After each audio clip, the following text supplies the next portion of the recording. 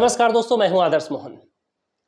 देश में लोकसभा का चुनाव जहां एक तरफ नजदीक है और उसको लेकर के पूरी तैयारियां चल रही, तो वहीं दूसरी तरफ कई राज्यों में विधानसभा के चुनाव भी होने हैं। ऐसे में सभी पार्टियां अपनी अपनी तैयारियां पूरी कर रही हैं, वो लोगों के बीच में जा रही, उनसे मिल रही हैं। इसी कड़ी में भारत के प्रधानमंत्री नरेंद्र मोदी मध्य प्रदेश के शहडोल इलाके में पहुंचे, जहां उन्होंने आदिवासियों से बातचीत की, उनसे संपर्क साधा और अपनी योजनाओं के बारे में जानकारी दी। इसके साथ ही साथ उन्होंने विपक्ष पर भी निशाना साधा। उन्होंने क्या कुछ कहा, इन सभी पर हम चर्चा करेंगे बिंदुवार सिलसिले में। तो शुरुआत करते हैं। पहले उन्होंने आदिवासियों के लिए क्या कुछ कहा। उन्होंने कहा कि आदिवासी हमारे लिए सिर्फ एक वोटर नहीं है, आदिवासी हमारे लिए संवेदनशीलता का विषय है, भावनात्मक विषय है। मतलब उन्होंने आदिवासियों को रिझाने के लिए वो पूरी कोशिश की जो वो कर सकते थे। इसके बाद में फिर हम ऐसा करते हैं दोस्तों कि जो बड़े बड़े बिंदु हैं सिर्फ उन्हीं पर चर्चा करते हैं, अन्यथा वीडियो बहुत बड़ा हो जाएगा। फिर उन्होंने आयुष्मान कार्ड की बात की, जो आयुष्मान योजना है उसको लेकर के उन्होंने आयुष्मान कार्ड दिखाते हुए कहा कि आप देश के किसी भी अस्पताल में जाकर इस मोदी की गारंटी वाले कार्ड से 5 लाख तक का इलाज करवा सकते हैं। पीएम ने इसे अपनी गारंटी बताते हुए कहा कि मेरी गारंटी है कि इस कार्ड को दिखाने के बाद आपको इलाज के लिए कोई मना नहीं कर सकता। तो आयुष्मान योजना की सच्चाई क्या है, जिस मध्य प्रदेश में गए हैं प्रधानमंत्री, उसी मध्य प्रदेश की कुछ खबरें हम निकालते हैं और आपको लेकर के चलते हैं अपने लैपटॉप की स्क्रीन की तरफ और दिखाते हैं कि वहां की क्या कुछ स्थिति है। तो देखिए जरा दोस्तों, प्रधानमंत्री ने कह तो दिया कि आज ही मध्य प्रदेश में 1 करोड़ लाभार्थियों को आयुष्मान कार्ड भी दिए जा रहे हैं। इन दोनों ही प्रयासों के सबसे बड़े लाभार्थी हमारे गोंड समाज, भील समाज और हमारे अन्य आदिवासी समाज हैं। लेकिन इसकी सच्चाई क्या है वो भी देखिए। ये सारी जो खबरें हैं ये मध्य प्रदेश की हैं। यहाँ आप देखिए, मध्य प्रदेश में 542 में से सिर्फ 49 अस्पतालों की हुई औचक जांच। और यहाँ क्या है देखिए, आयुष्मान भारत योजना की शुरुआत से ही अस्पताल प्रबंधन ने गड़बड़ी शुरू कर दी। उज्जैन के एक निजी अस्पताल ने बिना किसी बीमारी के कई महिलाओं की बच्चेदानी निकाल दी। आगे और आते हैं, यहाँ देखिए, हमीदिया अस्पताल में आयुष्मान मरीजों की जेब हो रही खाली। नीचे आते हैं, खबर पढ़ते हैं और ये भोपाल की है, नौ दुनिया की खबर।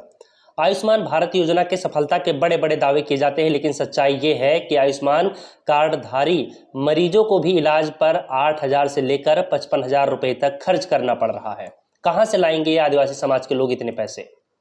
अगली खबर देखिए, एक ही मोबाइल नंबर से बन गए 154 आयुष्मान कार्ड, 250 बार इलाज हो गया। ये भी देखिए, भोपाल की खबर है। ये आपको नीचे लेके आता हूँ, ये देखिए, भोपाल में निजी अस्पताल की सतर्कता से आयुष्मान योजना में सामने आया बड़ा फर्जीवाड़ा। अस्पताल में इलाज के लिए पहुंचे मरीज के कार्ड से हुआ राजफास। ऐसे बहुत सारी खबरें हैं, एक के बाद एक कितनी सारी खबरें हैं। यहाँ पर देखिए, बदायूं और सिद्धार्थनगर में बैठकर बनाए गए भोपाल के 154 फर्जी आयुष्मान कार्ड। इसके अलावा एक खबर देखिए, मध्य प्रदेश में आयुष्मान योजना में हुई गड़बड़ी की जांच नए सिरे से कराएंगे स्वास्थ्य मंत्री डॉक्टर प्रभुराम चौधरी। तो देखा दोस्तों आपने, एक नहीं, दो नहीं, चार नहीं, बल्कि कई सारी खबरें हैं, मध्य प्रदेश से ही हैं, कहीं और से नहीं है, जहां पर किस तरीके से आयुष्मान योजना का धज्जियां उड़ाया जा रहा है, किस तरीके से डॉक्टर जो है मिलीभगत कर रहे हैं, किस तरीके से फ्रॉड हो रहा है और जो गरीब जनता है उसे पैसा देना पड़ रहा है। ये आदिवासी समाज जिनको आप संबोधित कर रहे थे, कहाँ से लाएंगे पैसा, इनके साथ कौन खड़ा होगा। तो आपको तो वही चीजें पता है जो आंकड़ों में है, लेकिन आपके नेता, आपके मंत्री कभी भी वो जमीन पर नहीं जाते और सच्चाई जानने की कोशिश नहीं करते हैं। बहरहाल चलते हैं अगले मुद्दे की तरफ। पीएम मोदी ने मुफ्त की योजनाओं पर बात करने वाले विपक्षी दलों पर और नेताओं पर खूब जमकर बरसे। उन्होंने क्या कुछ कहा उस पर आते हैं। उन्होंने कहा कि जिनकी खुद की गारंटी नहीं है उनसे सावधान रहना। नेता आते हैं, मुफ्त की चीजों का वादा करते हैं और फिर सुविधाओं को महंगा कर देते हैं। मतलब आपने देखा होगा कि किस तरीके से गैस सिलेंडर आधे दाम में देने की बात कही कांग्रेस ने। आम आदमी पार्टी का तो आपको पता ही है कि वो सारी चीजें मुफ्त में देने की बात करते रहते हैं। इसके अलावा और भी बाकी जो भी दल हैं जो चुनाव लड़ते हैं, चाहे वो मध्य प्रदेश की बात करें या किसी और दूसरे राज्यों की बात करें, तो वहां पर वो अपनी पूरी कोशिश रखते हैं कि हाँ, हम जनता को कैसे लुभा पाए। अब वो जो हथकंडे अपनाते हैं, उन्हीं हथकंडों पर प्रधानमंत्री नरेंद्र मोदी ने कटाक्ष किया। तो इस पर मैं आपको कुछ और चीजें बताना चाहूंगा दोस्तों कि किस तरीके से सच्चाई है इसकी, कि सिर्फ दूसरे दल ही नहीं, बीजेपी भी किसी से कम नहीं है। बीजेपी की अगर बात करें तो जब सरकार 2014 में नरेंद्र मोदी बनाने वाले थे, बनी नहीं थी और जगह जगह रैलियां कर रहे थे, जगह जगह पोस्टर लगे हुए थे। आप याद कीजिए कि बहुत हुई महंगाई की मार, अब की बार मोदी सरकार। महंगाई की बात करते थे, बेरोजगारी की बात करते थे, मतलब वो कोई ऐसा मुद्दा नहीं जिस पर प्रधानमंत्री नरेंद्र मोदी ने बोला ना हो, क्योंकि वो बहुत अच्छे वक्ता हैं। तो अब आते हैं कि उन्होंने 2014 में, क्योंकि इन्होंने यहाँ पर हाईलाइट किया कि जो मुफ्त में वादे करते हैं देने की, या जो भी वादा करते हैं और देते नहीं हैं, उनसे जरा सावधान रहिएगा। तो 2014 में जब प्रधानमंत्री बने थे नरेंद्र मोदी, उसके बाद से क्या कुछ चीजें छूट गई, बहुत सारी सी चीजें। उससे पहले क्या कुछ वादा किया गया था। 2014 के मैनिफेस्टो में था हर राज्य में एम्स, हर गांव में इंटरनेट, देश भर में गैस ग्रिड और बुलेट ट्रेन का जाल, स्मार्ट सिटी। हो सकता है कि आपके शहर में हो, आपके आसपास हो, और हो सकता है कि ना भी हो। तो आप हमें बताइए कि ये सारी चीजें पूरी हुई है नहीं हुई। ये 2014 की है, 2019 का तो छोड़ ही दीजिए। बहरहाल एक मामले में मैं जानता हूं कि जिसमें इस सरकार ने खूब अच्छे से काम किया है। जितने भी धर्म से जुड़े, मजहब से जुड़े हुए काम थे, चाहे वो राम मंदिर बनने की बात हो, चाहे वो मथुरा काशी की बात हो, चाहे वो 3 कानून जो है, ट्रिपल तलाक की बात हो, या फिर कश्मीर को लेकर के जिस तरीके से धारा 370 हटाई गई। ठीक है, मैं मानता हूं ये सब भी चीजें जरूरी हैं और देश के विकास में ये अपनी अहम भूमिका निभाते हैं। ऐसा मैं नहीं कह सकता हूं, या कोई भी नहीं कह सकता कि ये काम नहीं होना चाहिए, लेकिन क्या जो जरूरी चीजें हैं उन पर ध्यान नहीं देना चाहिए। जैसे शिक्षा का स्तर किस तरीके से गिरता जा रहा है दिन प्रतिदिन।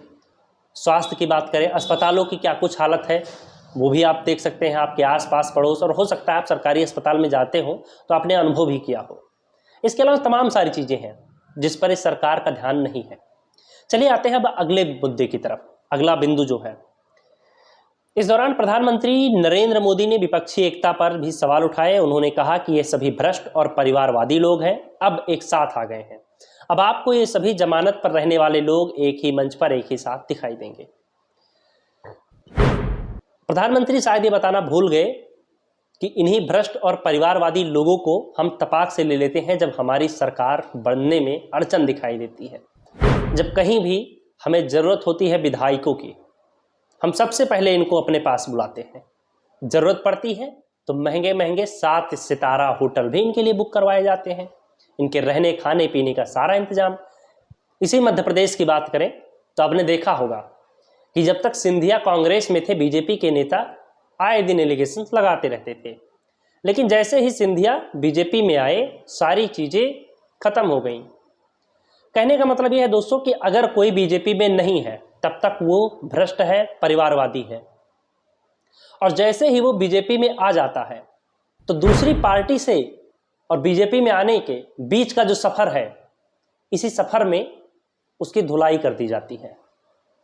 कहने का मतलब उसके जितने भी दाग धब्बे होते हैं वो सब साफ कर दिया जाता है और उसे एक जनवादी, आदर्शवादी, लोक कल्याणकारी नेता साबित कर दिया जाता है। और वो आने के बाद में कहते हुए भी नजर आते हैं, जैसे सिंधिया का ही देख लीजिए कि जब वो कांग्रेस से बीजेपी में आए तब उन्होंने क्या कुछ कहा था कि हमें कांग्रेस में घुटन महसूस होती है, बीजेपी में रह के मुझे लगता है कि मैं अच्छे से लोगों की सेवा कर पाऊंगा। तरह तरह की बातें निकल कर आई थी। तो इस तरीके के मामले जो है दोस्तों अब आपको रोज देखने को मिलेंगे, क्योंकि चुनाव नजदीक है। और जब आपके प्रतिनिधि आपके दरवाजे पे आए तो अगर आप हिम्मत कर पाए तो उनसे सवाल जरूर कीजिएगा। ऐसा मैं इसलिए कह रहा हूं हिम्मत की बात, क्योंकि आजकल तो सवाल पूछने पर भी जेल हो सकती है। आपने देखा होगा कि अगर आप मंत्रियों से, संतरियों से सवाल पूछते हैं तो वो या तो आप पर FIR करवा देंगे या फिर वो भागते हुए नजर आएंगे। ये तो पत्रकारों का हाल है। आम जनता अगर सवाल करती है तो उसके साथ क्या होगा ये तो कोई सोच भी नहीं सकता, क्योंकि जब वो कैमरे के सामने इस तरीके की चीजें कहते और बोलते हुए नजर आते हैं तो बंद कमरे में या बंद कैमरे के पीछे तो भगवान ही जाने क्या कुछ होता होगा। बहरहाल दोस्तों इस वीडियो में इतना ही। आप बने रहिए हमारे साथ। वीडियो आपको कैसी लगी हमें कमेंट में जरूर बताएं। इसके साथ ही साथ वीडियो को शेयर अवश्य करें। धन्यवाद।